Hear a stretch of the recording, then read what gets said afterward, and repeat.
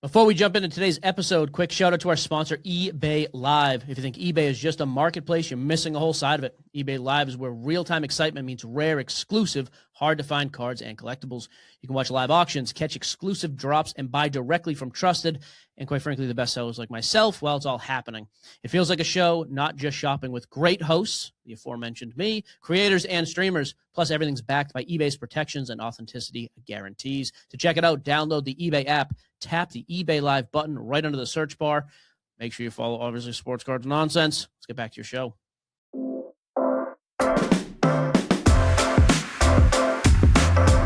Welcome to Hobby Nonsense. It is your boy, Sports Boy, with the fellow best co-host in the world in non-sports. I am the best co-host in the world.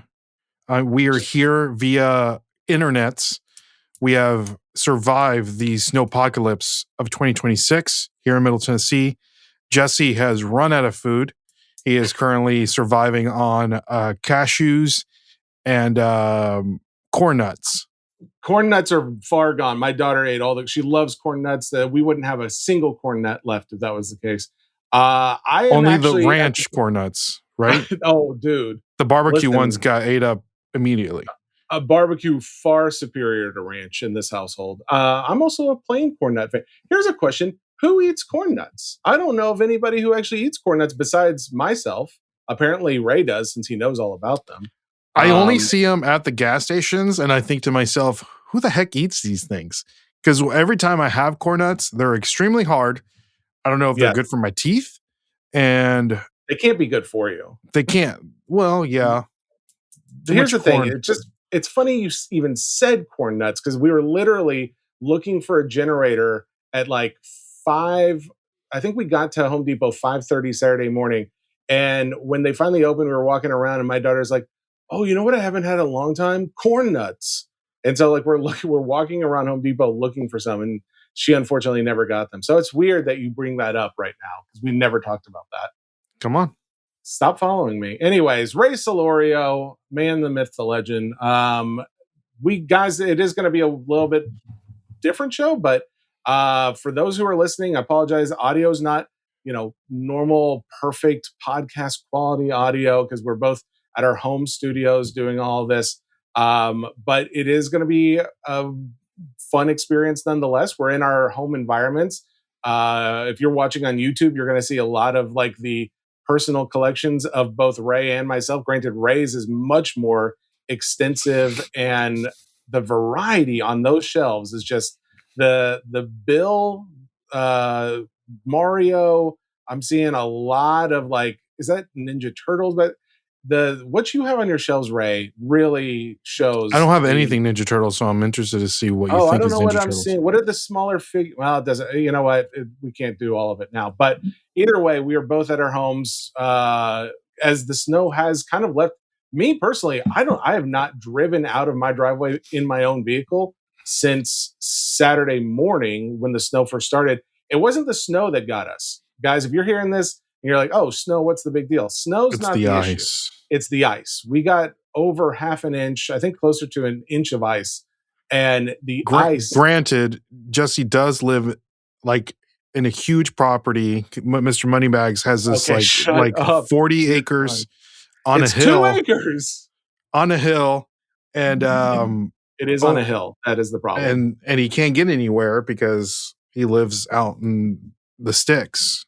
Well, there's 40 acres. Some of that, there's truth in a little bit of what he said there. But yes, the hill is the biggest part, and the driveway is iced over. Dude, literally an hour and a half ago, I was out there with a blowtorch. I'm talking like from Home Depot. They've got these things that you connect to a propane tank, and you can just blowtorch whatever you want. I think a lot of people use it for killing weeds. I was using it for melting the ice on my driveway, so I can try and get down it later. I can't see that being good for your driveway. Oh, I don't see what's wrong with it. I'm just like heating it up. Is that not going to mess up your driveway? Blow torching your driveway? No, it's concrete. I mean, it's fine. It's not going to do anything. I mean, who knows? Maybe it will, but at least I'll be able to get I forgot I could do this. So, what? How did you just do that, bro? Okay, for those who are watching on YouTube, you're getting a show. For those who are listening, You're just listening to me talk as Ray is not talking. That's all the only difference you just got right there. But anyway, so all that being said, we're kind of trapped in our homes. We're going to do the hobby nonsense show from here. We've got a few different topics to discuss. I will say, I think Ray's going to be the more prepared of the two of us. I've got a few stories, and we do have a guest. This guest is going to be interesting, actually, because this is actually, before we talk about it, I'll hit with a few things that I wanted to talk about. Ray, you hit with that, and then let's talk about our guest for a second. So our guest is Josh of Pokemaster Center. He's going to be joining us. He is a big Pokemon guy. He does a lot when it comes to the restoration of cards. That is where there's going to be some interesting conversation to be had. Other than that, we also have the Logan Paul Golden Break Pokemon, that first box. What is it? The first edition box. Did you see $1.4 million that was spent on that on the packs alone for that break? So we'll talk a little bit about that. There's a new Marvel sticker product, but it's not coming from Topps. We have a record sale on a President card, and then there's a lawsuit around Magic the Gathering. So I've got a few things to talk about there. You're prepared. These topics are good. Oh, I'm not saying they're not good. It's like how much detail and depth I can get into. That's where I typically like to find a few more talking points. So we'll see how far they get. But what do you got for us? All right, let's talk about it. New Star Wars Lego with smart bricks?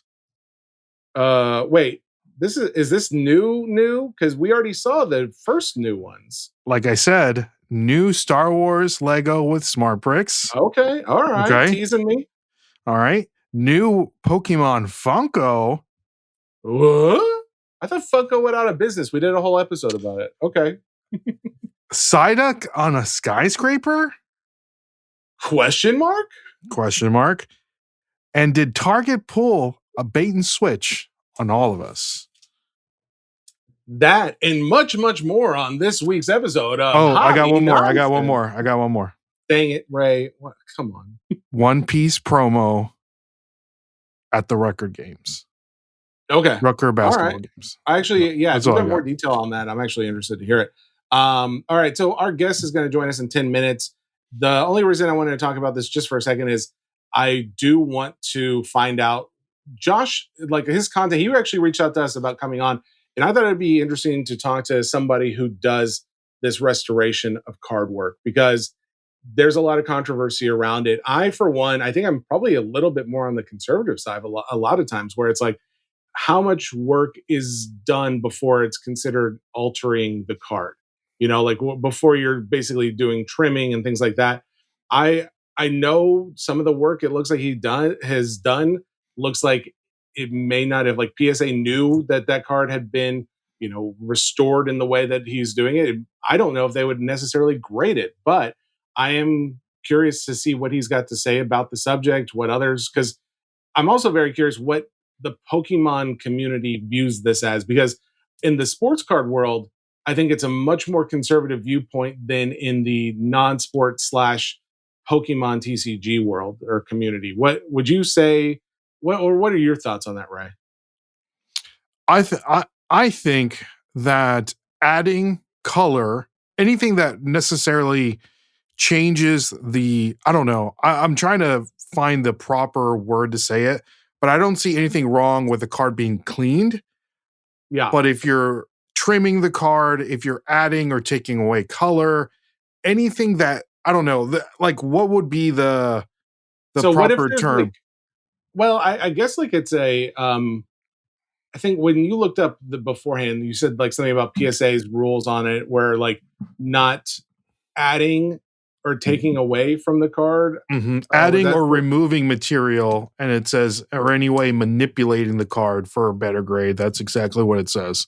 Yeah, so, I mean, manipulating a card for a better grade, if my card has a bunch of dust spots on it and I send it off to get graded, it's going to come back a lower grade than if I had just taken a fiber cloth and wiped those dust spots off. So I don't know, it's that's a different definition, right, for different people. Now, what if it's oh, well, this one had some mold spots on it because it's so old, but we were able to get that off without damaging the card. So now we can get a higher grade. I think that again, that's something that would probably be more acceptable. What about if it's like there's some white edges on the card that we can like get some sandpaper and kind of clean up? Then I think you're starting to get in Yeah. more into like that area where not everyone would be okay, but others definitely are okay with that. Then you've also got like where there's cards separating, like where there's some separation and you got like a little bit of glue that they'll put in there. That definitely is like That's adding something to the card. That is definitely not okay for PSA or for a lot of people as far as what they view restoring cards to be.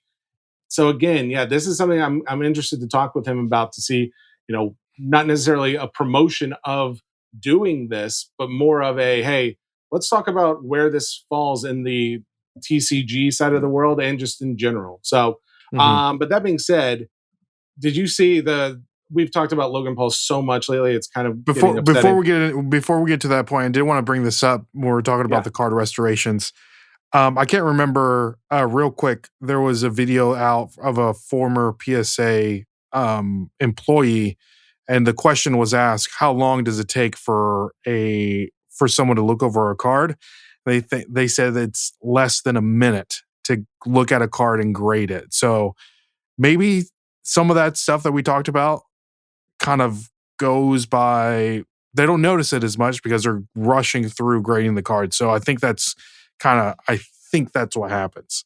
I would be surprised if you're wrong. I think that is because you think about how many cards they get, like how many cards get submitted, how many people can work for them doing this job, and then how many cards they need to go through in order to keep up with demand. I think there's a lot of cards that are holder or that get graded that probably slip by. But at the same time, I also see a lot of people getting cards back that say altered in some way. So they definitely still catch some of them. So yeah, it'll be interesting to hear his point of view. But yeah, $1.4 million was spent on because he basically did this. Logan Paul did a break on Golden, or he's going to be doing a break on his YouTube channel. But the packs were sold on Golden auctions individually, and they were auctioned off. The total cost of those packs, which I believe, do you remember, Ray, is it 24 or 36 packs? 36. So 36 packs in there, sold for $1.4 million. The auction's already ended? All of them? Yeah, my understanding is the auction's over. Now, what I saw over the weekend was Ken Golden was out there advertising how you should go out and buy these breaks, buy one of the packs, because not only are you getting the pack, but you're also getting the advertisement that goes with it. You get to advertise. Did we buy one? So here's the thing: if we were like that's a no, guys. If we were 10 grand or under, I was thinking about it because like what was the average one that sold? The average amount. If it was $1.4 million, then the average cost was close to $40,000 a pack. That is, insanity. It's insanity. It doesn't make sense in any real world because I can tell you this. Like I watch my fair share of YouTube, different parts of social media. Ryan Trahan is one of my daughter's favorite YouTubers. We were watching him as he traveled to all 50 states. And at the end of every episode, Ray, don't interrupt me to ask who's that while I'm in the middle of making a Sorry. point. What is going on? So anyways, Ryan Trahan goes to all 50 states. He's like doing it for charity. So it's getting a lot of play, but it's also like entertaining to watch. At the end of each episode, everybody who makes a charitable donation, he reads off both their donation. If it hit, I think it was like over 5 or 10 grand, he would read not only their name, but the little message that came with it. People were finding, oh, we're getting like a lot of advertising because there's some of these videos got, I think, over 3-4 million views. So you're getting a lot of people seeing your little advertisement at the end of these episodes. And so I think that's a similar idea here where it's like, hey, you get a famous YouTuber that's going to open a very popular box of something. We're going to sell this as not only you're getting the cards and maybe hitting like a huge multi-$100,000 card, but also at the same time, you can advertise your business or whatever else you want at the same opportunity. My thought is, I don't think it's worth $40,000 any way you split it. I maybe I'm wrong. Maybe I'm wrong, but I think $40,000, unless you do hit that Charizard, I think everybody else is going to walk away a little disappointed. But again, it also just has a dirty feeling to me. Like I just feel like we are way overvaluing the packs, the values of these cards. But I guess like it's okay in some people's eyes because you're doing it and you're getting something besides just the cards. You're getting like that marketing aspect to it. But I don't know. Maybe I'm just too sensitive of it. I've never been like a huge Logan Paul fan to begin with, so maybe there's a little bias. But in general, I think it feels a little dirty. Just for context, the first Logan Paul box that was auctioned off back in 2020, the average pack cost was $11,000 each. And to your point, just how many viewers? It was live. There was an average of 300,000 viewers during his box break. Dear Lord, that isn't 300,000 was the average. That's crazy. I mean, I hope I'm wrong. I hope they're whoever spent almost $40,000 on a pack.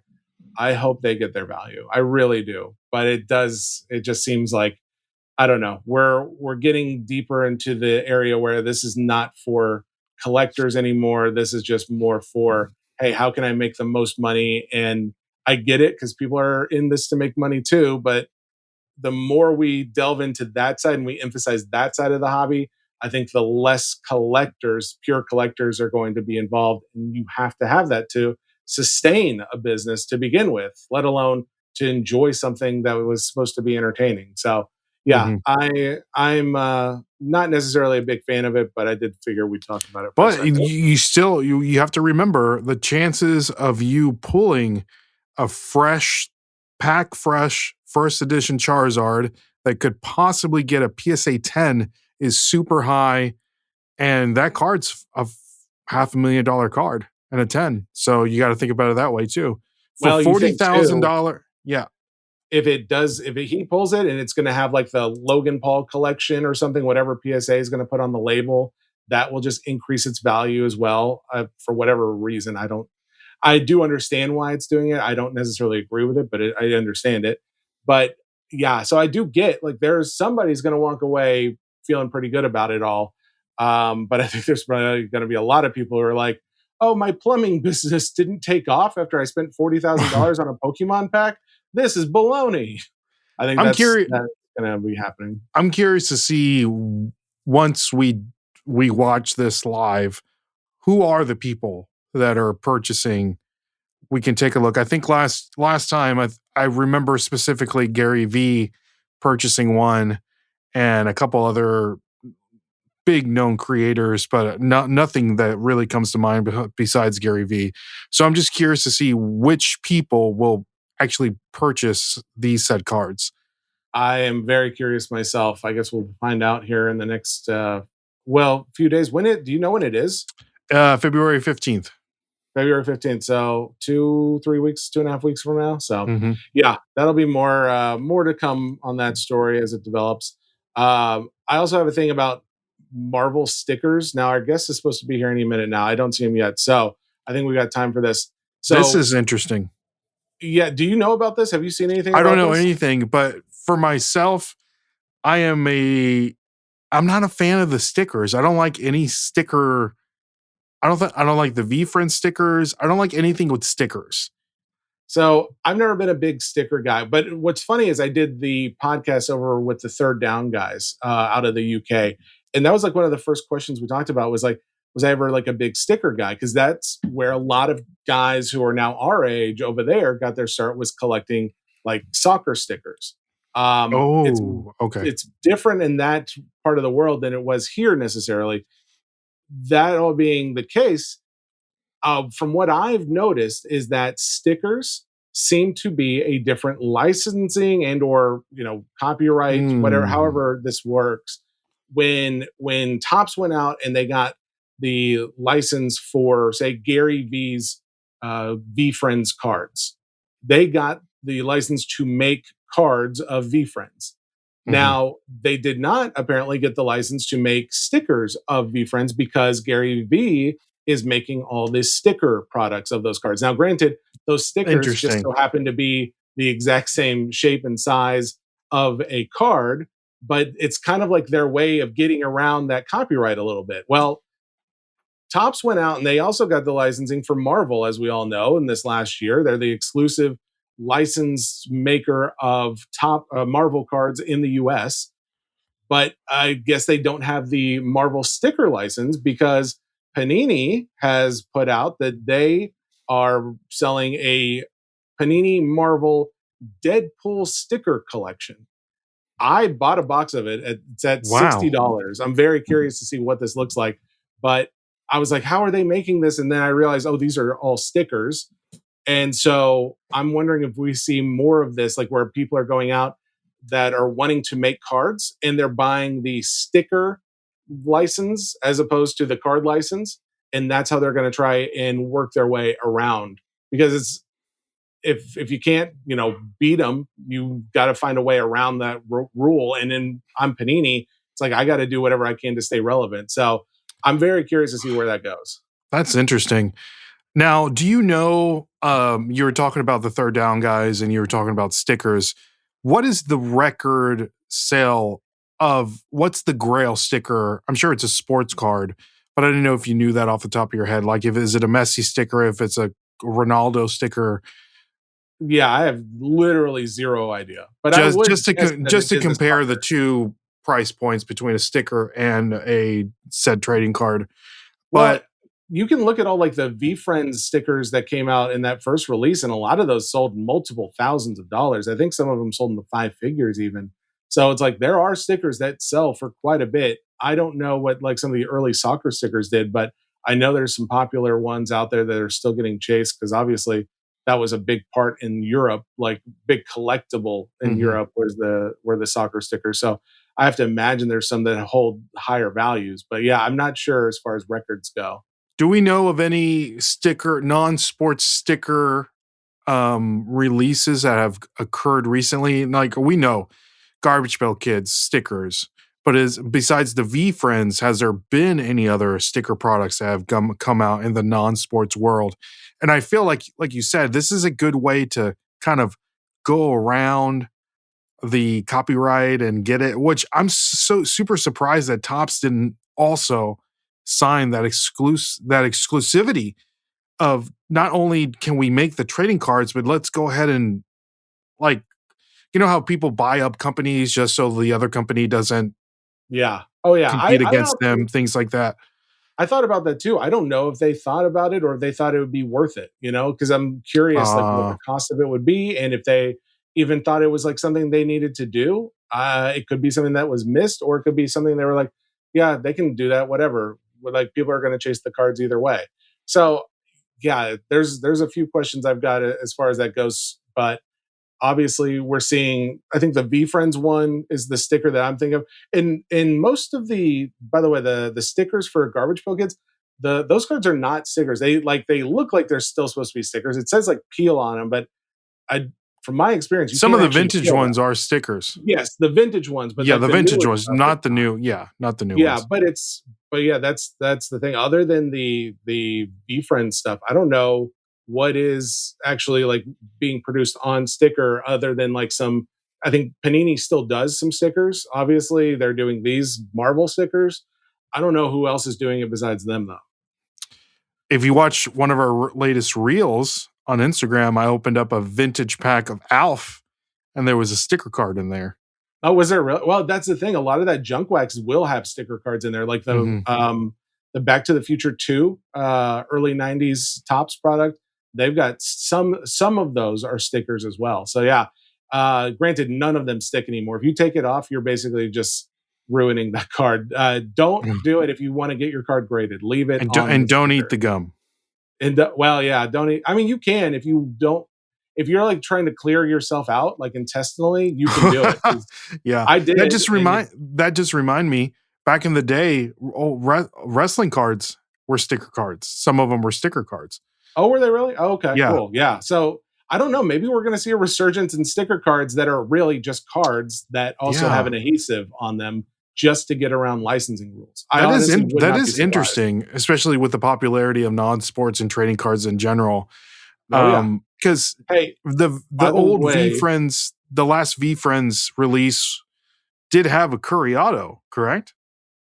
Yeah. Oh, yeah. That was a big chase. It was like the dual. Either you could get the cards that had just the Curry auto, or you can get the dual with Gary V and Curry on them. Mhm. So, and then Gary V actually is going to be coming on the podcast here in the next. We're going to have the interview done next week, but it may not be till the following week till it gets released. But he's going to be talking about the new spectacular sticker set that they've got coming out. So I wouldn't mind talking to him a little bit about that side of things as well. I'm very curious if he has some additional insight as to, other sets, maybe more modern even, that do stickers. So, hey, all that being said, our guest has been waiting patiently for the last few minutes. I'm going to go ahead and bring Josh on with us from Pokemaster Center. All right, we've got Josh, who has joined us from Pokemaster Center. Josh, you reached out to us on Instagram about like doing some kind of collab. And at first I was like, I looked at your page, and I'll be honest, I was a little nervous because I was like, what I saw on the page was you do really great work, mind you, but you do a lot of like work when it comes to like doing restoration work on Pokemon cards. And I don't know if you do other cards as well. So what is it that you do, Josh? Like, what is your part or that you play in the hobby? So during the pandemic, my kids really got into Pokemon, right? And I was like, hey, I got my childhood binder. Let's go take a peek at it, right? Let's go. Yeah. So thank you to my parents, by the way, for not throwing it out, because I hear that so much. It got lost in there, it got stolen, or I gave it to my cousin, whatever. I went to grade them because my dad used to be into sports cards. I remember walking into sports card shops in the 90s, and there'd be bidding walls where people would walk up. It was the old school eBay. They would write the price they'd be willing to pay for all these cards sitting on the wall. And I took really good care of my cards. And I got back like 5s and 6s. And I'm like, no, something's wrong here. So I started looking at the cards, and I'm like, oh, this has an indent. Oh, this has a weird bend. And I'm like, there's got to be a way to fix this, right? I didn't even know, by the way, at this time that people hate altering. And so I kind of there was only 2 people out there talking about this. There was Kurt and there was Rocket Collect. And Rocket Collect didn't have much information, but he did show before and afters. But Kurt was really kind of the godfather with the humidor process and introducing humidity and then pressing the card, essentially. Which pressing, I feel like, is a dirty word. It could be, say, flattening, whatever. Make a long story short, I was getting much better grades. And I'm like, hey, I'm onto something. Why isn't anybody sharing tutorials or talking about this, right? So I created an Instagram. I shared a little bit of kind of my experiments, and it just went viral. It just went insane, but without its fair share of 2 splits of the hobby. One side of being very interested in what I'm doing, and then the other side of I want to find where you live and, attack you, violently. Have you ever had like people actually threaten you or do or be that aggressive? Keyboard warriors. Every time I meet people in person, I love what you do. Can you take a look at this card? I've had vendors run up to me. Can you fix this real quick? I've literally fixed cards at the show the same day. They've sold it the same day. And mind you, it's simple things like, let's say, a lifted edge on a card, right? So something as simple as just like an edge being slightly lifted up can affect your grade. And really, it's just a matter of, pushing it down. But God forbid you touch the card, right? Like if you drop it, that's it. The altar has changed, and some people are kind of against, touching the card. But I don't know. Yeah. Okay. So there's gray areas, by the way. There is. And I think you're right. I think there's absolutely gray areas because there's some people that would say do anything to a card. Cleaning a card is too far. Like it is what it is. But other people would give you some more lenience. Like cleaning up a card is okay. If you're going to do maybe like a little water in a fiber cloth. Okay. But then when it starts to come to like the pressing or like the cleaning of edges where it's like, oh, okay, do you have to like sand off like a little of the cardboard residue on the side or whatever the case may be? It's like, that is where I can see people getting a little bit more irritated. And then there are some, I don't know if you do this or not. Do you do like any of like gluing or anything like that, adding of other products to the card to make it better in any way? Yeah, so I'll just give you a quick rundown of my opinion on this. And by the way, it's an opinion, right? Everybody has their own ideas on this. Anytime you're introducing something foreign to the card, it's altering. Bottom line, right? Yeah. Like you're coloring the card, if you're gluing the card, that's altering. So Yeah. those things like coloring, trimming, or adding like glue, I think are hard nosed for me. I hard nosed in the sense of I won't grade it and I won't sell it. I have Okay. done experiments personally of doing crazy things like rebacking and just trying to understand the process. Because, for example, I got a card in from a client that the whole thing was being lifted. And as I inspected the card, I realized somebody added glue to this was rebacked, right? Oh, wow. So I had to tell the client, hey, sorry, whoever you bought this from, like attempted to do a reback on this. So there are kind of levels to this. I think simple things like fixing edges, like even flattening the card in some sense very lightly, I think should be okay. Yeah. However, when you're getting insane things like rosin presses or even things like this heat press over here, right there, that's where it starts to get a little gray. Mind you, I do it, and I've been getting insane grades from it, but we don't know the long-term effects of these things too. So if you overdo it, I always like to go light at first. But if you overdo things like, for example, have been seeing people introducing a ton of humidity into a card, but not drying it properly. And the card starting to bubble in the slab, meaning they didn't dry the card right. And so the whole front starts to bubble up and like basically layer separation, right? Oh, wow. So that's where like it is. I can see the grading companies disdain for what I do because you do have people doing sloppy work and it being a serious problem, right? Yeah. Well, So I yeah, guess like so Ray had pulled up before we started the pod today. He had pulled up like what PSA's guidelines were, and it said essentially adding or removing any material from a card. But what you're saying is not adding or removing in most cases. To me that's what it sounds like, because it sounds like if you're trying to like use humidity to work out any bumps or anything like that in there, that's not adding or removing anything to the card. If you were to like just clean a card, like Kurt's Card Care, a lot of people will use that. You obviously have your own methods, but I think most people would be fine with like cleaning of a card, as long as you're not using like some kind of like crazy foreign solutions. And PSA said like, hey, we can detect a lot of that stuff. So in my mind, is there necessarily, like, if you were to do your service for what you're describing, what is it that, like, say a PSA or another grading company would say, no, that's not acceptable? Or is there anything? So by the way, I've done it.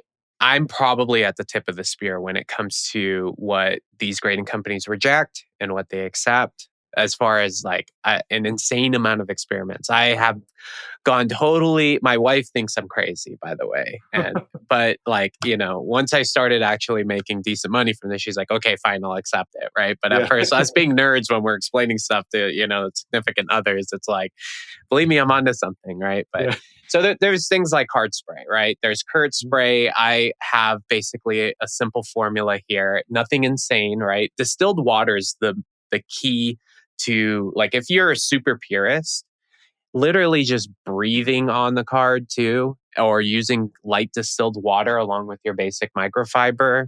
I've talked to PSA graders who do that. They'll huff on a card, they'll put distilled water. They do that. It's accepted. Now, something like Kurt spray, which is more witch hazel, or something like this, which has some isopropyl alcohol, right? It's very, very light, but bottom line, it does. I think this especially is okay.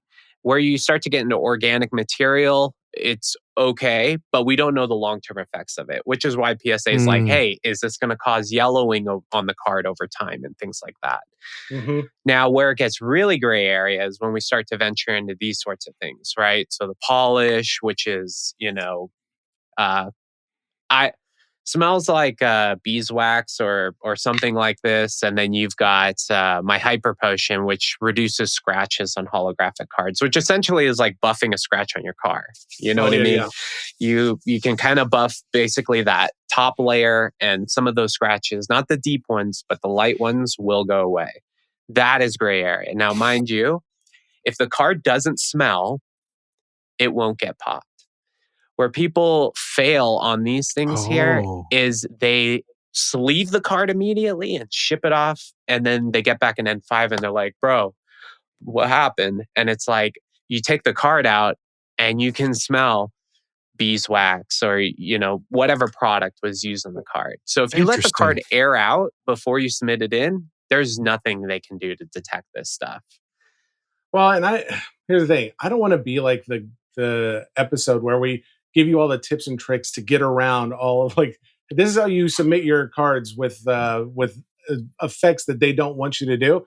But it doesn't sound like beeswax to me is not like a chemical compound that I would view as like having a negative impact on a card. I guess it as far as drastically changing or altering that card. But I guess it is a compound that if they found out it was on there, they would say, no, not okay. Mm-hmm. But what is it doing? Is it just making why are you putting it on there other than you said on holographic cards, you can put some stuff on there that makes it less takes out the scratches. But what does beeswax do to the card? Just make it shine more, or what's the effect?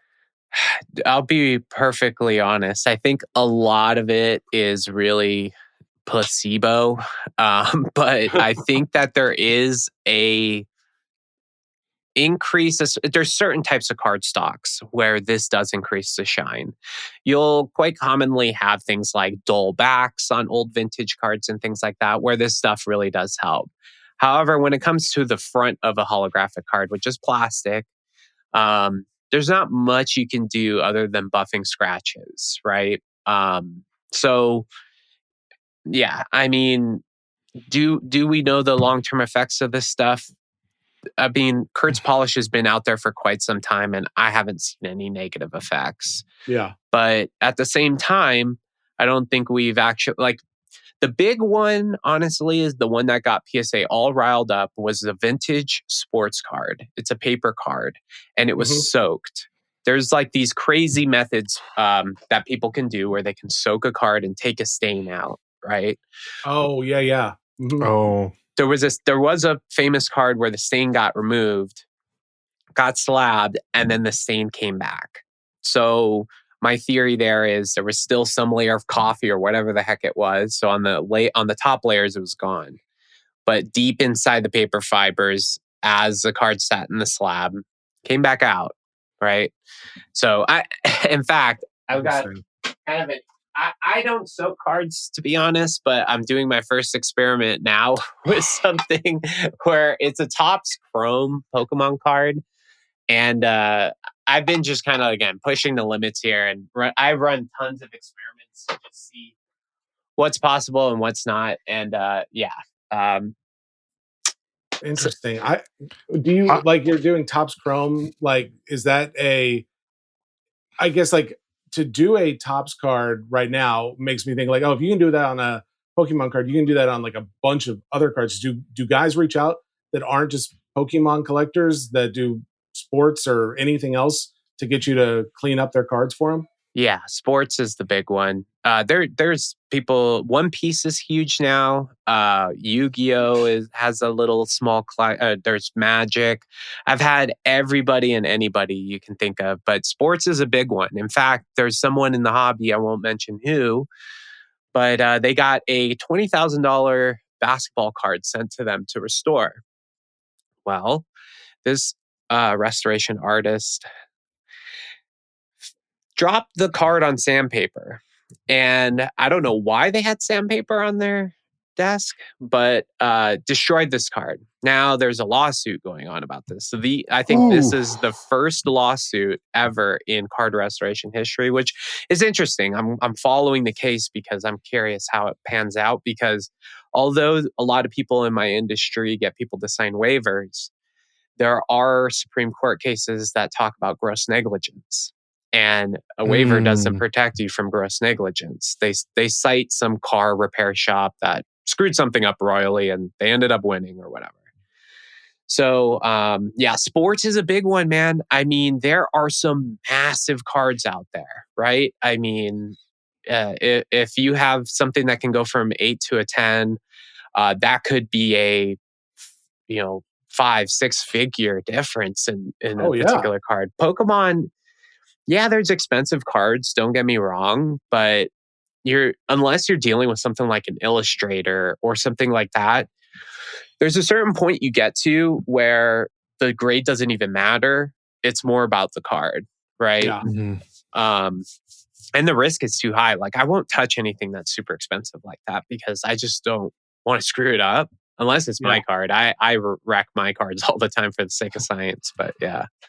Have you ever had anybody reaching out for the service that has said, I want to use your service, but only if I can do it anonymously? Like that you won't you won't tell anybody that I asked you for your service? Happens a lot, yeah. And the big one is, can you fix whitening? A lot of people reach out because Pokemon cards are notorious for having white specks on the edge, right? Yeah. The only way to fix that is by coloring the card. And I refuse to do that just because I know what they're doing. They're going to go grade it. Let's say it does get passed.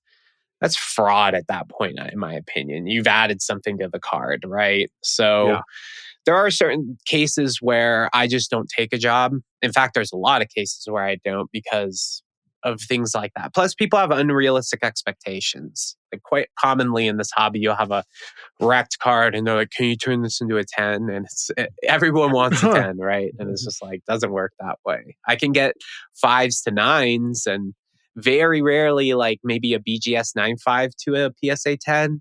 But normally those either require just pushing an edge down or whatever. Like, it's nothing crazy, right? So now I have seen more and more that there are guys who are creating parts of this or business in this hobby. They're creating business in this hobby by going out and finding cards that have lower grades, maybe at a card show or they see something online. It has a lower grade because it has maybe a little stain on there, or maybe it has a little whitening on the edge. And they are buying them for cheap because they know, or they think they know, that they could crack that open and do a little bit of work and then go and get it regraded and sell it for a premium. How much of what you do would you say that is the main intention of the customer? 95%. Okay. I'm so glad, because if you said like 50%, I was going to say you do not know your customers well enough. Then there's no chance. But 95, that makes sense. Yeah, I mean, there's a great person out of Italy. His Captain Jack Parrott on Instagram. His name's Salvo.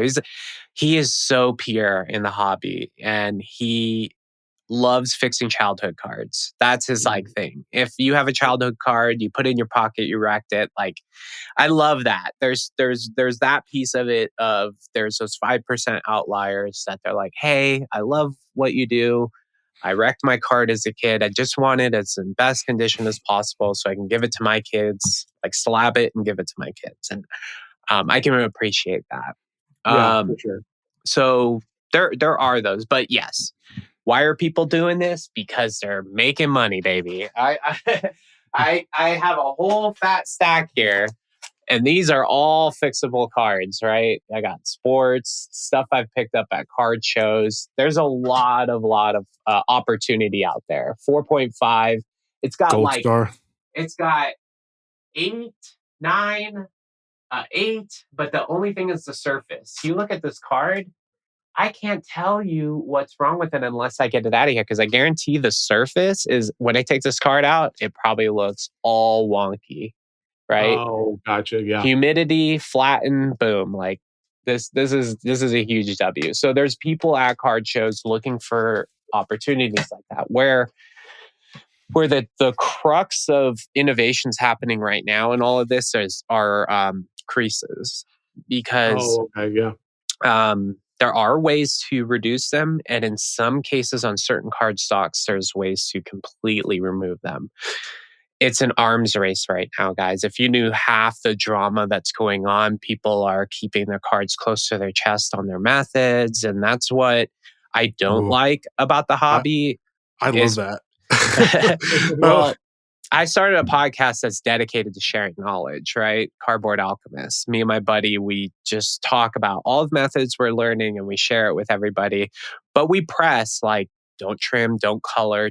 We're trying to set the standard here of what's acceptable and what's not, which of course people are still going to have their own opinions about. But we're trying to be the good Samaritans in what's going on here, because again, people are using things like card products. I've seen people using like straight up like wax from a car on a card, and I'm like, dude, like that's that has wild. So much stuff in it that is going to wreck that card over time. Yeah. So that's where it's getting really crazy, is people are just pushing it way too far, not doing their research, ripping people's heads off at card shows, not telling them. I've had people come up to my booth, say, did you do anything to this card? By the way, it's when I walk into a card show, there's no mystery who people know, and they either hate me or they love me. But I've told people straight up, yeah, I cleaned that card, and I've lost deals over it, but I'd rather be honest than be the person that is untruthful. Now, whether my clients are telling the person or not, probably not.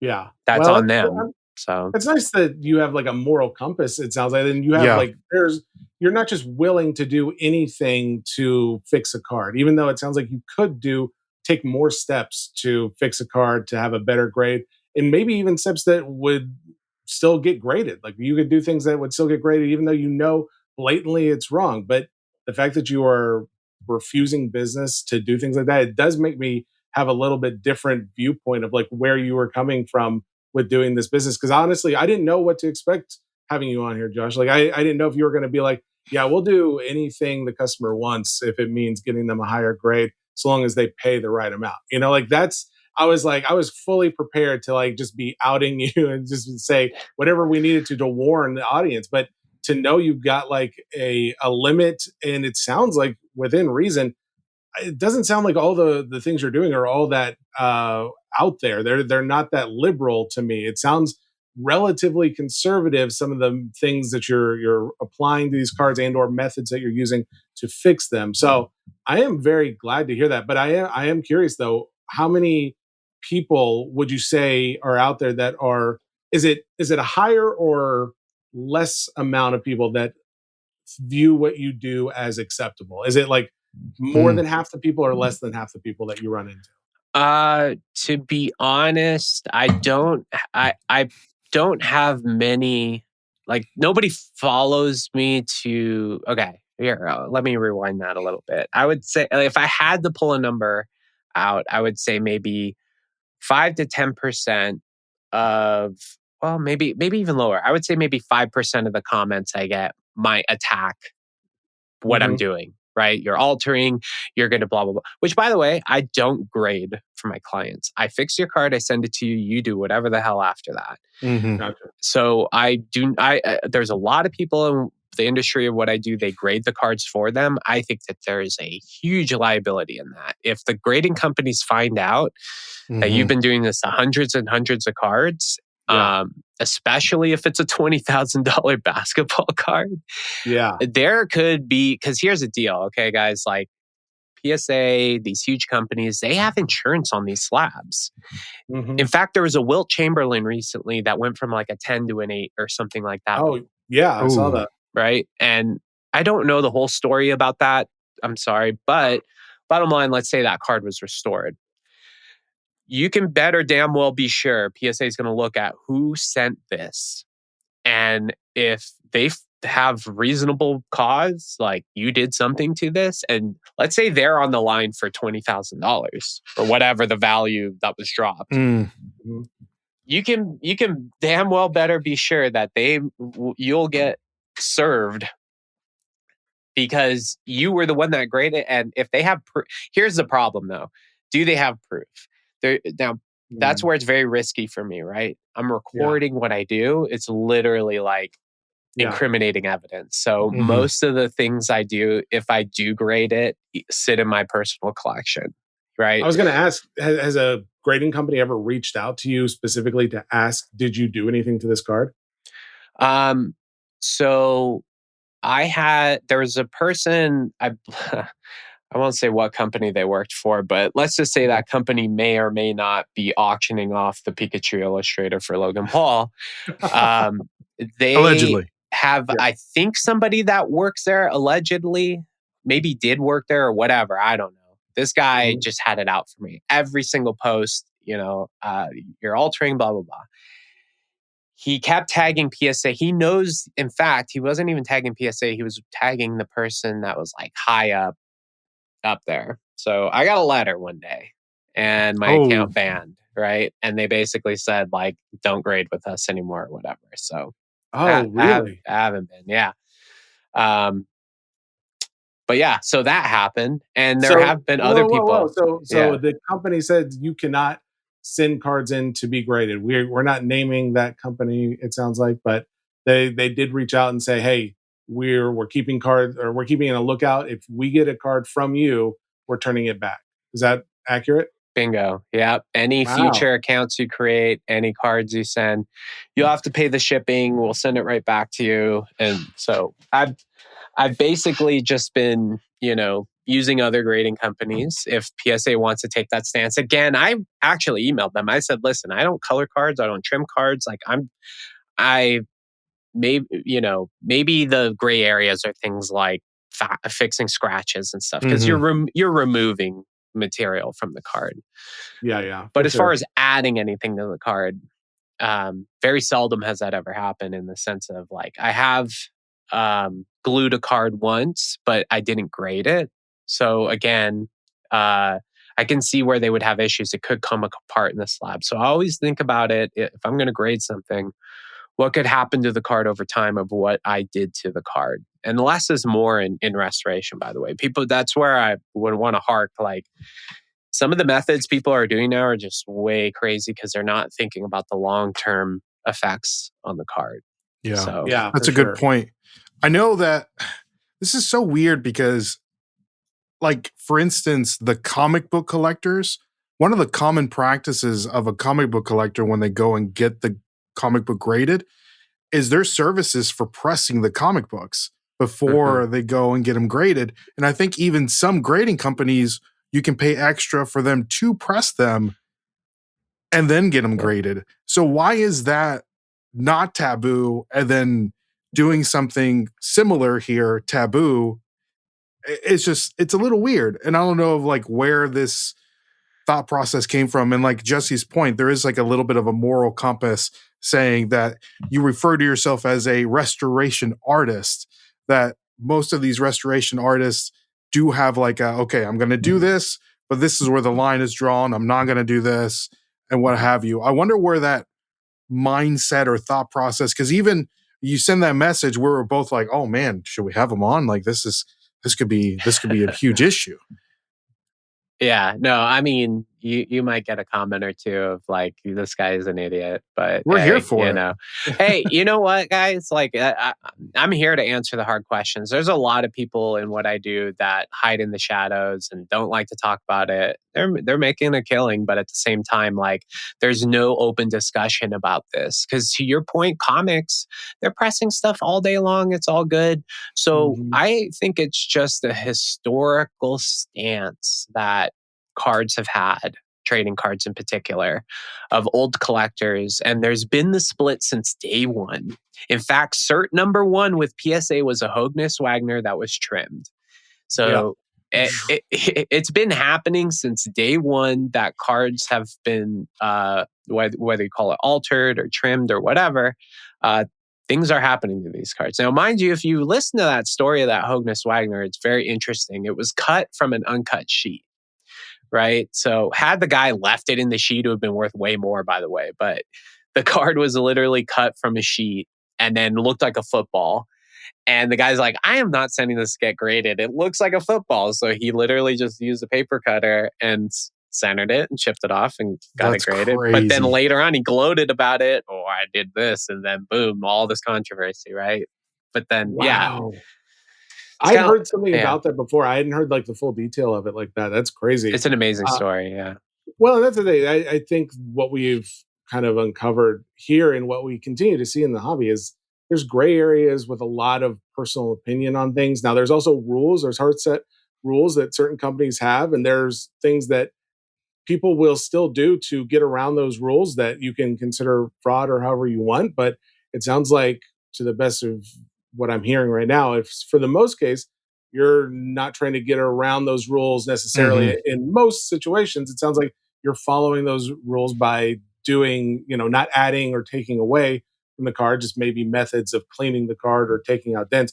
I think the grayest area that I've heard so far is like maybe the waxing and things like that on the card, which, that is something for me, it's like, I don't know if it would even add enough for me to like really find the value, because it's at the end of the day, personally, I know it's like I don't want to feel like, oh, I'm going to get caught doing something I'm not supposed to be doing. Like, I want to be able to enjoy the hobby, even if like I may have a different take or opinion than someone else. I still want to enjoy it within the confines of the rules that have been set out. Now, granted, if there's a gray area that there's not a rule on, I'm okay with like maybe giving a little bend here and there if it's within reason. Like if someone has a problem with like cleaning a card because it's got like some dirt on it or something like that, I don't have as much of a problem with that. So it's weird because we live in where we're participating in a hobby where people have a lot of very strong opinions, and they'll let you know all about them, as you well know. But from my point of view, I don't view some of what this is, what a lot of what you've been talking about, as straight up card alteration. I do think for the large part it is a restorative process without going as far as to say you are adding or taking away something that wasn't supposed to be there. So yeah, I guess I feel good about this conversation. I feel good about having you on and talking about this, because I do think there is a gray area, and I think you're living well within it. But I think you're still on the more acceptable side of things. At least now, who cares what I think, right? This is just my personal viewpoint, but I think for a lot of people, they'd probably agree. Yeah, I mean, bottom line, if you can't tell anything's been done to the card, then that's you did it.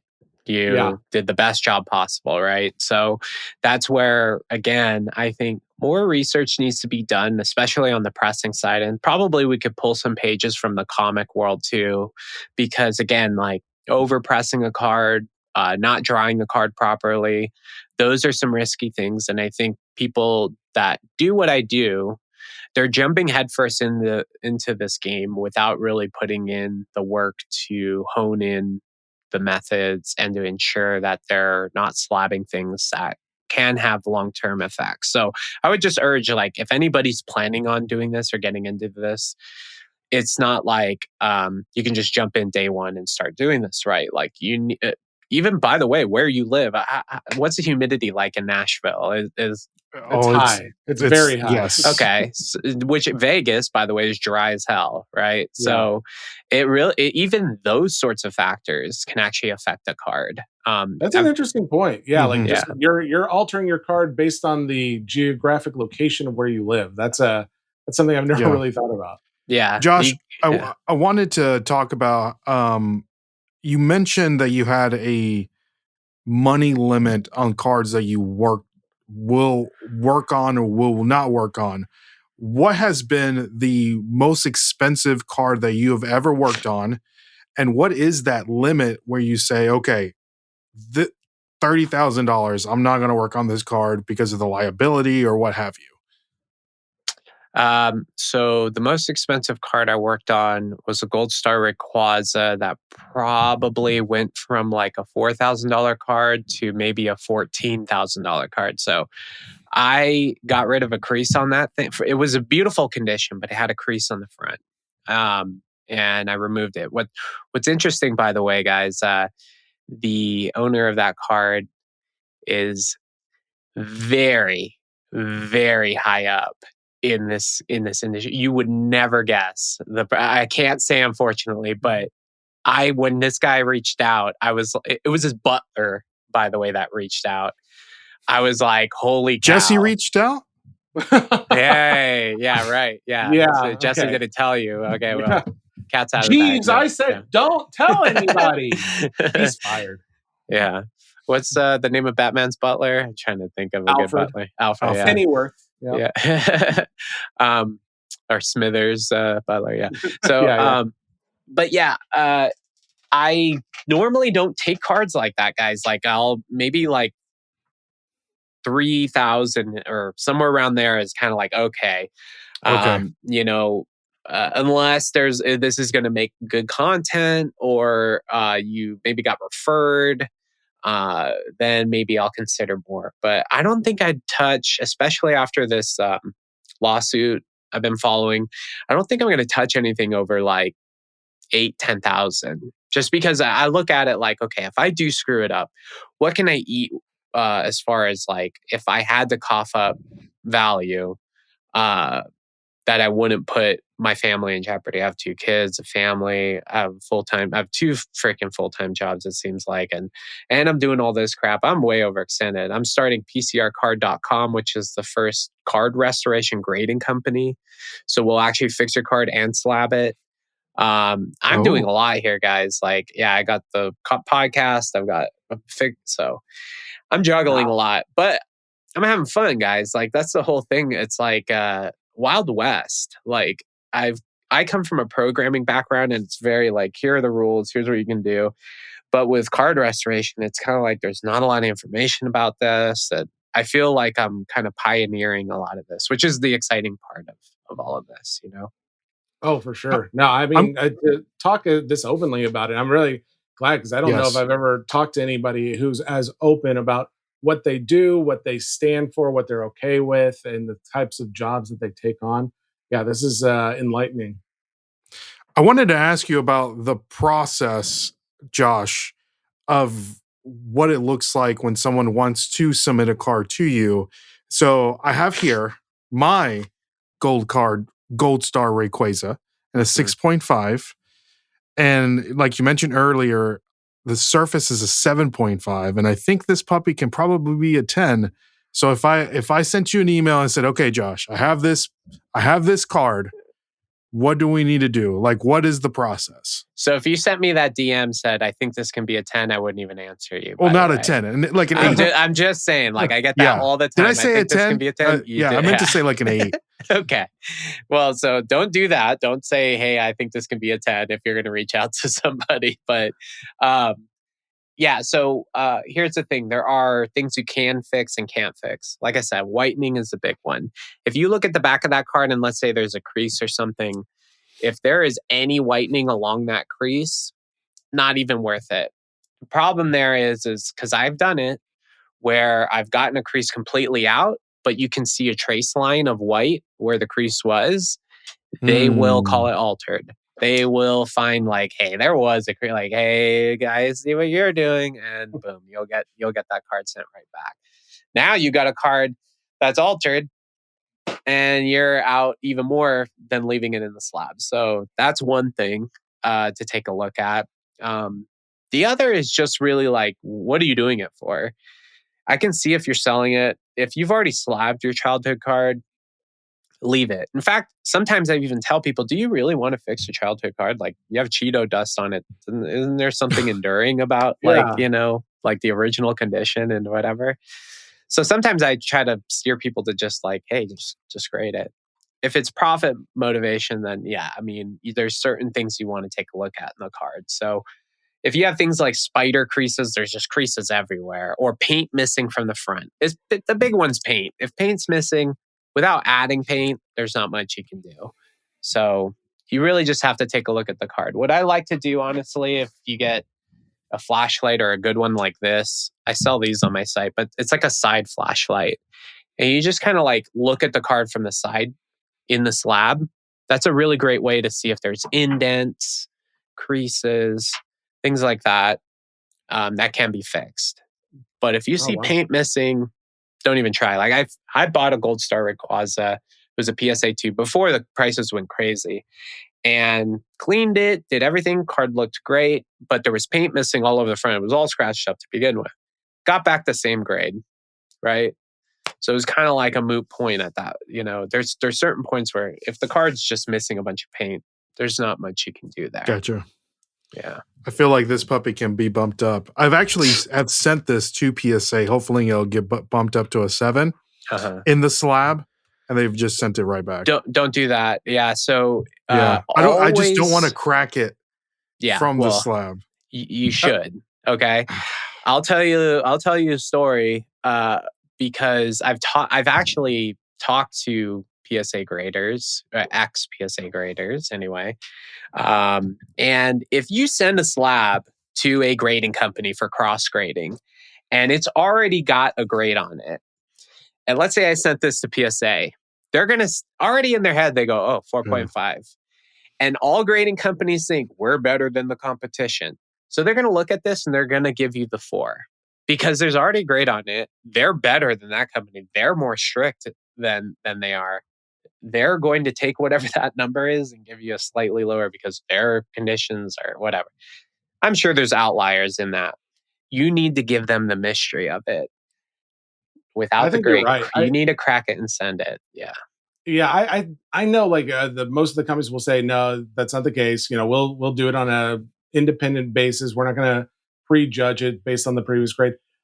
I think like if they were doing that, hey, this is life or death. We want you to grade it this way. Don't pay any attention to the previous grade. I think they could definitely do it. But when you have so many cards to grade, hundreds of thousands of cards to grade in a week or whatever the case may be, I don't think they can help it. I think like the average guy who's doing the grading, they're going to see, oh, this is in this slab. I've got 400 other cards I got to get out this week. This is a 4, not a 5, you know, if in that similar situation. So yeah, just from my personal viewpoint, I think I would be surprised that they could get away from that bias because I don't know how you can take that out. Yeah. I mean, they have 30 to 60 seconds to look at a card. There was a card I fixed for somebody where there was a tiny, tiny crease on the edge that wouldn't come out. They sent it in 3 times, got a 6. On the 4th attempt, they got it back a 9. The final grade, they just didn't see that tiny little crease, right? It's subjective. Bottom line, humans are going to miss things sometimes, right? So I always suggest turn the lights off in your room, get something like an overhead light. And that's the best way, or a simple source. And that's exactly what the graders are doing.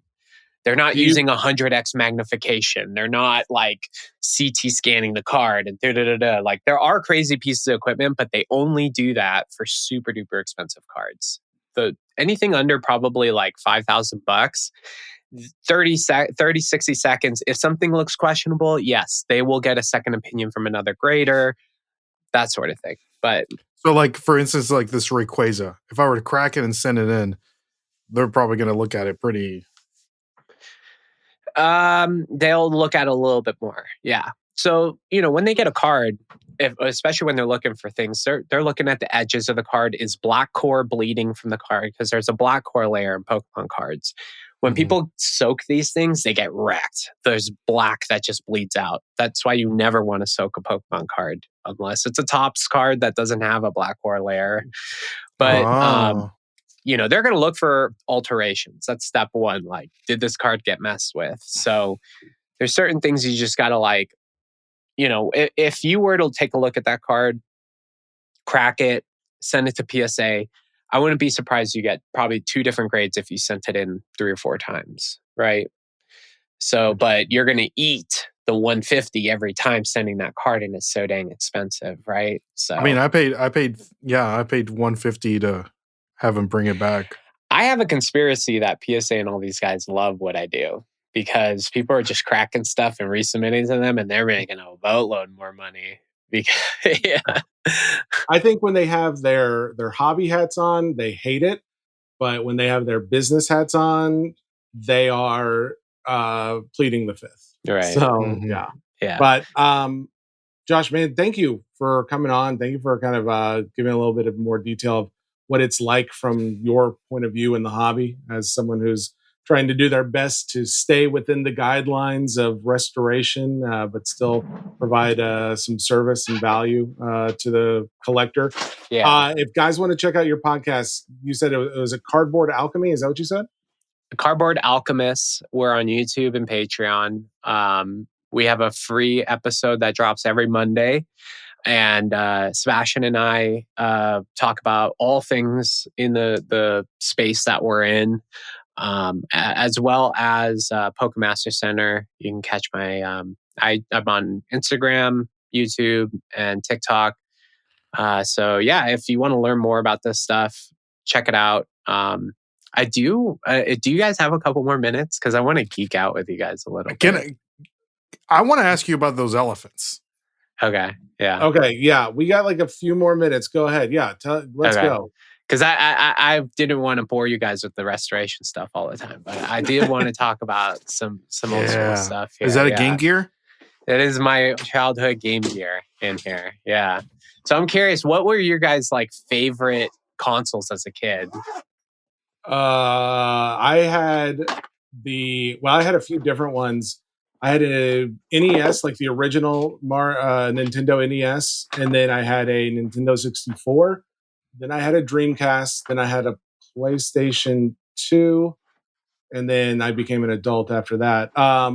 Man, I never became an adult, Josh. Yeah, I mean, as much as I said that very loosely, I would say Nintendo 64 was probably where I spent the most time because you had like not only like Super Mario 64, but you had Mario Kart, you had GoldenEye, for goodness sakes, you had Turok, you had Perfect Dark.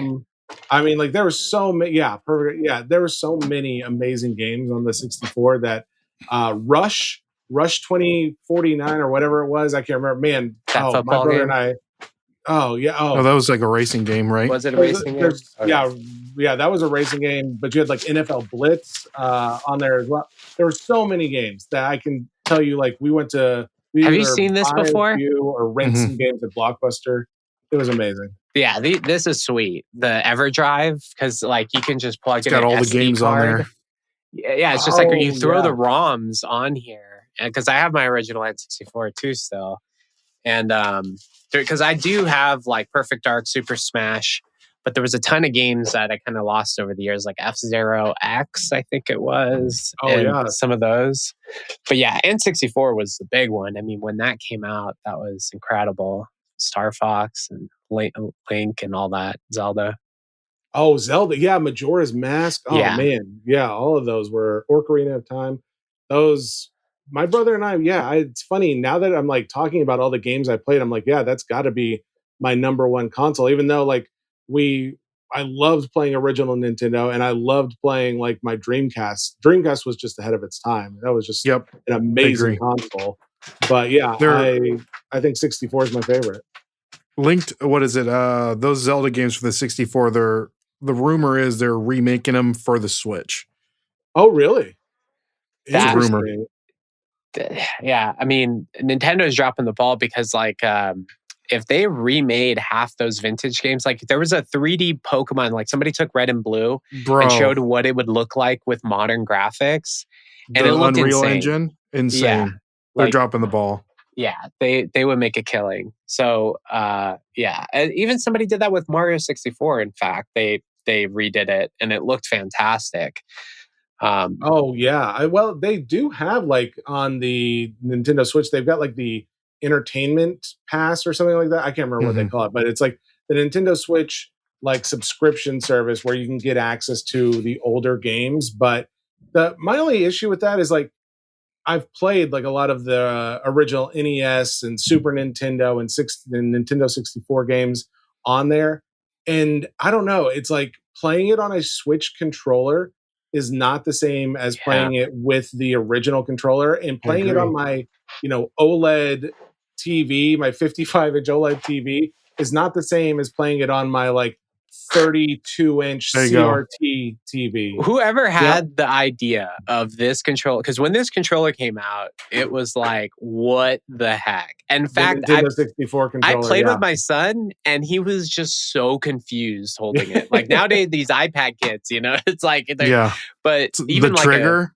an Xbox controller, this is just, it's just a wild design. You know what I mean? Oh, absolutely. But at the time, I was like, my dad would play and he'd be holding it like almost like upside this. down. Yeah. Crazy configuration. I'm like, Dad, how are you not getting it? No, it's obvious. You hold it like this. And it's like, at the time, I remember thinking, oh, this makes perfect sense.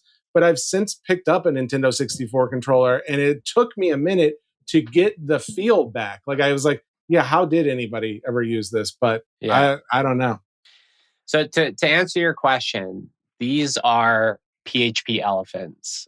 So PHP is a programming language. Yeah.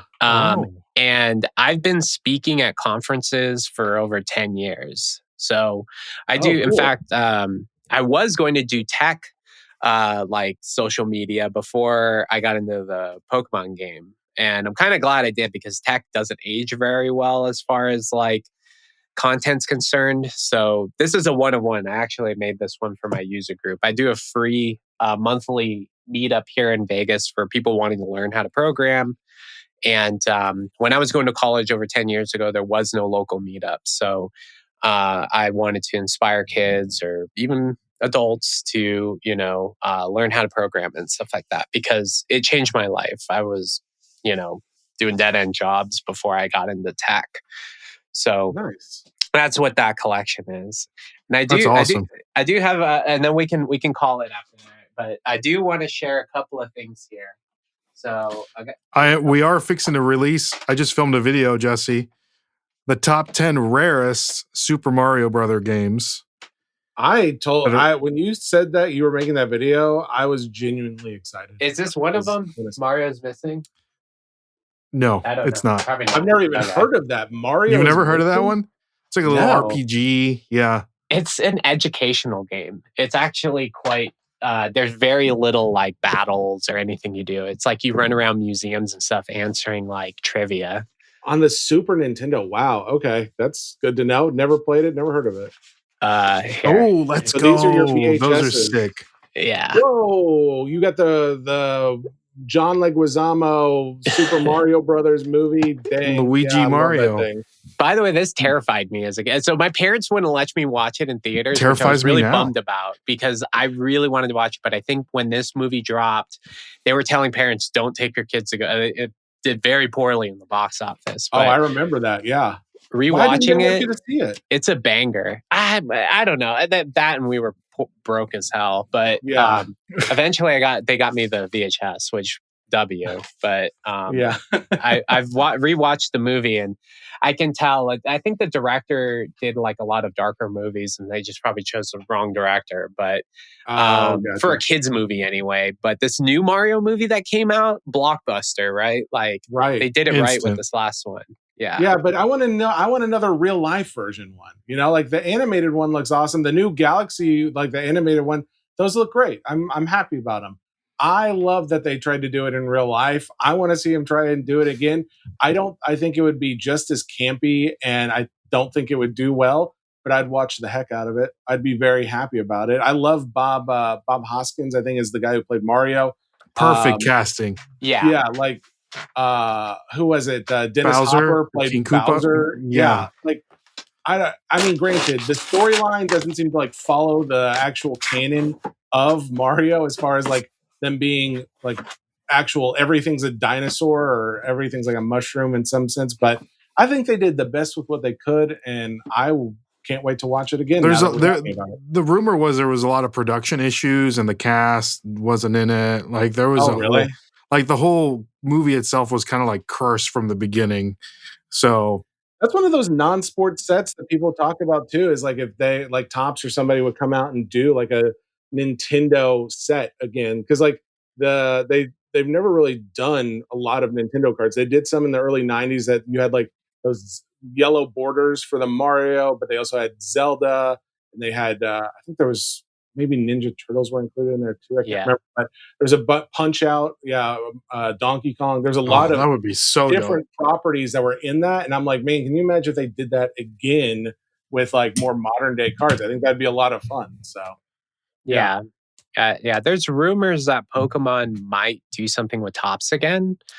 Don't get me started, Josh. But I think it's just that. It's rumors. I don't think it's going to happen. I think Nintendo is very IP protective and Tops has already said they're not. We did a good job of stirring up that rumor. I think we played a big part in that rumor even being out there.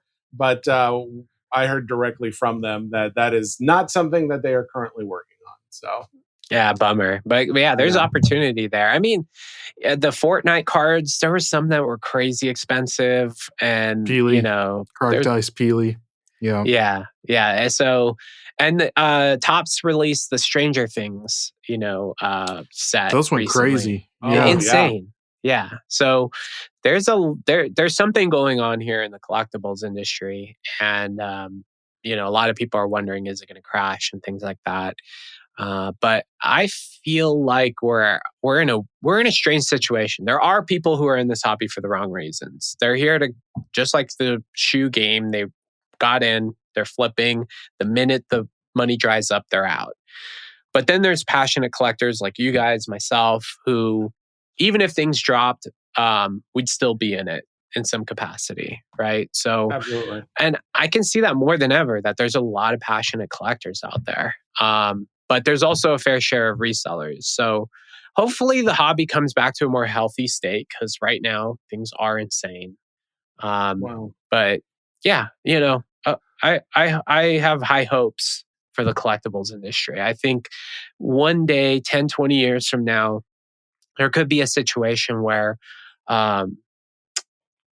these become even more rare, because perhaps, printing, either more people get into it and these become even more valuable, or hedge funds and these investment places start getting more into this. Because I hear rumors that some of that's going on now too, which is why this got bumped up so much. So we'll see how it shakes out. But just collect what you love, have fun with your kids. Like, that's like the key to this. That's the part that I'm really bummed about, is the kids in the hobby just can't get a hold of a box to open up. So it is it's something we talk about a lot, but it is fun. I think the hobby's got a lot of room to grow still. I think like maybe we will see downtimes, but like, and the podcast that we do here at Hobby Nonsense, a lot of times it covers cards specifically, but in general, we like to cover all collectibles as much as we can. And so it's like, we love that there are so many different passions, and seeing that there's so much love for different things that we also liked in one way or another. Maybe you collect the video game, but I watched the show, or I saw the movie, or I had the card, or whatever the case is. It's like we all still kind of care about a lot of the same things. So I think there's enough people out there like us that's like, yeah, maybe there is a dip. Maybe the economy tanks and like we can't afford to go out and spend money on stuff like this at that moment. But if anything, I think it's like, hey, those are good buying opportunities, because if we've seen anything in this, in a lot of the collectibles that we talk about historically as a whole, there's outliers, but as a whole, they continue to increase in value over time. So who knows where this thing goes, but I'm glad to be a part of it now, if nothing else. Yep. Yeah. Well, thanks for having me on, guys. I really appreciate your time. And I know, again, like, you're like, well, who is this guy? What is he doing? But hopefully I kind of cleared the air a little bit. I know still, bottom line, there's going to be people that don't accept this, and that's fine. I can respect that. Everybody's entitled to their own opinion about this. So I would just say the people who are looking to get into what I'm doing, just be honest. Like that, reputation is built up over decades and lost within days. So be very careful about how you conduct business, because it's going to matter. So thanks, guys. And I subscribed, so I love the there content, we go, guys. baby. Yeah. Guys, if you like this show and you want to hear more, subscribe as well. But when you're also not listening to Hobby Nonsense, go check out Josh. You can check him out on his Instagram page at Pokemaster Center. or you can check out Cardboard Alchemist. You can hear a little bit more of their story on how they do the restoration and everything they talk about when it comes to collecting. So, Josh, thank you again. Really, really appreciate you jumping on here. Thank you, Appreciate Jesse. you, brother. Thank you, Ray. Stay safe out there during the snowstorm and all that. I'm hearing a lot of crazy stuff. So it's nuts, but appreciate it, buddy. Thank you, man. So that was Josh from Pokemaster Center. Obviously, we got a good understanding that I still can't say like I would necessarily subscribe to everything that he's doing, but for the most part, really, the puffing, the putting of something onto the surface of the card. I think that's the biggest, because that's where it's like, okay, well, they say not to add or take away, right? And that is, I feel like that is adding something to the card. But as far as like a process of like adding humidity to take out a dent, or like pushing on a card like to make sure like it stays together, I don't know. Like if I see a little speck of cardboard that somehow got is hanging on by a strand when I pull a card out of a pack, which has happened tons of times, if I just pull that out, that doesn't feel like I'm altering that card, right? So it's like, I don't know. There's like we talked about, a lot of gray area, but overall, it's nice to know like where he's coming from. So we have other stories. I do want to get with him and possibly send in this Gold Star Rayquaza, because if this thing gets an 8, it could be significantly help me out, Jess. Significantly You're adding increased in value. I know I'm still saying it wrong. Significantly. There we go. No, I mean, off air, what you guys didn't hear was Ray was like, I need you to add all the color to this. I need you to put some glue on there, whatever you need. Let's do it. Those were Ray's words. Let's do it, baby. We're trying to get this from a $10,000 card to a $100,000 card. We're getting black labels over here. I've got a couple other things, and then I'm realizing like that interview was very long. We don't have like we're already pushing an hour and a half as is. I mean, I don't want to go too much longer just because well, I think we have to really consider doing 2 episodes a week, and that may just be us doing like a longer, like just recording longer and then dividing it into 2 or something. But Patreon, we can put it behind a paywall action. People love $100 a month. $100 a month may be a little high, but maybe. I mean, I don't know. Make it 200. BJ Kroger's got it. Is he doing Patreon too? That's funny. The one other thing, I may save the lawsuit, the Marvel or the Magic the Gathering lawsuit. I may save that one because I did want to do a little more digging. But the one other thing I had on my sheet was the largest sale for a president was recorded here just recently. It was a 2012 Pop Century Donald J. Trump card that just sold as a Beckett 9. Any guesses on what the price of that card was? Did you tell me how much you paid for that card? Ray's fun. It's fun to be fun. No, I would say let's go with $10,000. $10,000. That's close. You got close, Ray. $500,000. I kid you not. It's a 1 of 1, and it's an autograph. But if we know anything about Leaf and Pop Century, we know that there's often many 1 of 1s. Now, granted, this is from 2012. Maybe this is before they were doing a lot of 1 of 1s.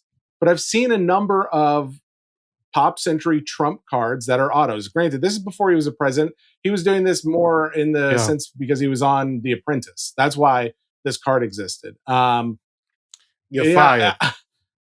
I think I read some of the comments. I think most of the comments were in line with, can you believe he paid $500,000 for his own card?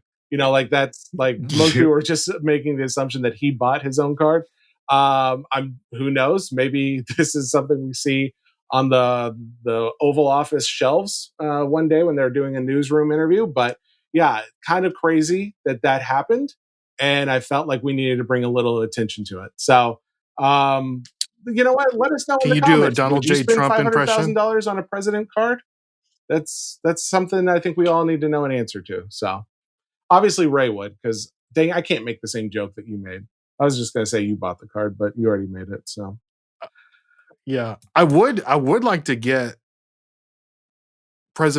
all the presidents, like a collection of the ones that have been assassinated. I think that would be kind of you're cool. a sick puppy. You know that you love.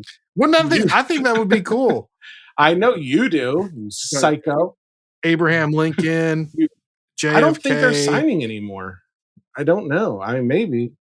I don't think so. All right. Well, you had a couple other things. You want to hit those, or do you want to save any? I did. I'll just save a lot of things for next episode, Okay. but I do want to talk about the Target bait and switch for Pokemon cards. I don't know if you heard about this, Jesse, but Target was going to release prismatic ETBs and 151 Pokemon ETBs for pre-order, but the stipulation was that you had to sign up for their, I think they call it their Circle membership Okay.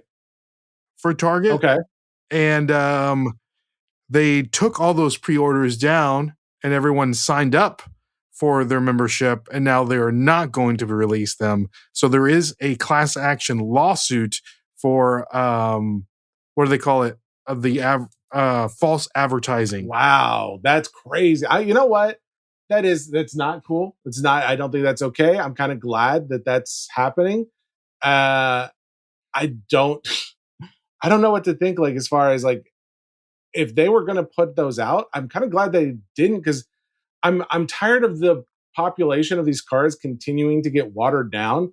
Granted, more and more people, like there's still tons of people that want them, so maybe it's not that bad of a thing. But man, that is kind of crazy that they were going to put out more ETBs of it, and now they're going to be sued about it. So I think the rumor and the speculation was beforehand that that they were going to have, maybe they found some stock and they were going to put it out there. And that's how they were pushing their memberships. They said, okay, maybe we'll have like 1,000 ETBs and we'll just throw them out there, first come, first serve. But let's try to pump some of these memberships, But I don't know what happened. And they just took everything down. So nobody was able to purchase anything. And you probably have thousands of people that signed up for these memberships anticipating that they were going to purchase these 151 and prismatic Pokemon cards, and it didn't happen. So yeah, class action lawsuit happening for Target. Man, Target's really dropped the ball on a lot of what would you call it? Public perspective issues. yeah, they've been dropping the ball on a lot of stuff lately. Well, I mean, here's the thing. They'll either get it right, or guess what? They're going to be working themselves out of the hobby for, well, that's not true. As long as they get product, nobody cares. That's the problem. Nobody cares. No one cares about anything anybody does, so long as they continue to get benefits from them. And I don't care for that. That's a more cynical attitude that I don't typically. I think a lot of cynical things. I don't always like to voice them. What's your cynical meter? What's my cynical meter? I think you're like an 8. Dude, if it's like just me and you personal conversation one-on-one, I'll let my negative cynical side fly. Like I will let my freak flag negativity fly all day, because it's like I do see it, but I don't do that as publicly because I don't like it. Like I know like my voice carries weight in certain circles, and I don't want it to be perceived as like, oh, me being negative about whatever. Now, granted, I don't like to view myself as a negative person in general, but I am often thinking of like the devil's advocate. I like to think of like, okay, that's like the most positive situation, but what's the flip side? What else could happen? So there is a part of me that is like, yeah, I do view things from that side of a different angle. However, I will typically, after I've noticed like, oh, I've gone negative, I'll try and steer the conversation back. So that all being the case, this podcast is about the positivity most of the time. And occasionally I will go on a negative rant, and then I have to rein myself back in. So I'm here to ring you back in, Jesse. I appreciate you reining me. Is that REIN? Is that how you spell REIGN? I don't know. It doesn't matter. All right. This has been a great podcast for a snow day. I want to say for an ice storm podcast, dude, I think this was fantastic. I think so. I think we've learned a lot. And I'm looking forward to next week when we got that. Well, Gary Vee won't be on the pod next week. we are going to record it next week. So, well, actually, I don't know. Maybe no. We said we're going to record it on the 2nd. We're going to release it on the 9th. That way, it's ready for like it's right before the spectacular series releases, so that they can get a little promotion out there. But I want to talk to him. The guy apparently loves all kinds of non-sport cards. He loves more vintage stuff. I want to talk about that. I want to talk to him about like sticker licensing. If there's like a reason why, if that's the reason why they're making stickers, is just because of the whole business side of things, or if there's another reason, if they're trying to grow the popularity of that too. But yeah, I look forward to that interview. So next week's episode is going to be pretty cool. To make sure you guys hear it, or the next couple weeks episode, I should say. To make sure you hear it though, be sure you are subscribing and or liking, turning on notifications, doing whatever you do, whatever it is that you're doing, guys. It's helping. We appreciate it very much. Commenting, yeah. I think we should do a comment of the week. Oh yeah, okay. I like that. So if you want to comment either on the YouTube or on like say the Spotify, there's a Spotify comment section. You can listen on Spotify if you didn't know that, for free. We get all of our data, our analytic data, through Spotify, so that's why I say that. But yeah, that all that stuff helps us, guys. And what really helps is sharing it with other people. If you share it with other people, you heard something you like, you think they might like it too, that helps us tremendously. Seriously. So, anyways. Shirley down at the Kroger, if you want to share it to her. Yeah. She said her grandson has been itching for some new Pokemon cards and just doesn't know which ones to buy. So she needs your help in finding out. So send this over to her, and then she can figure out how she can fix all her old collection as well from our guests today. So that'll be perfect. All right, guys, this has been Hobby Nonsense. I'm Jesse. That's Ray. Thank you guys so much for tuning in. We'll see you guys on the next episode. Goodbye.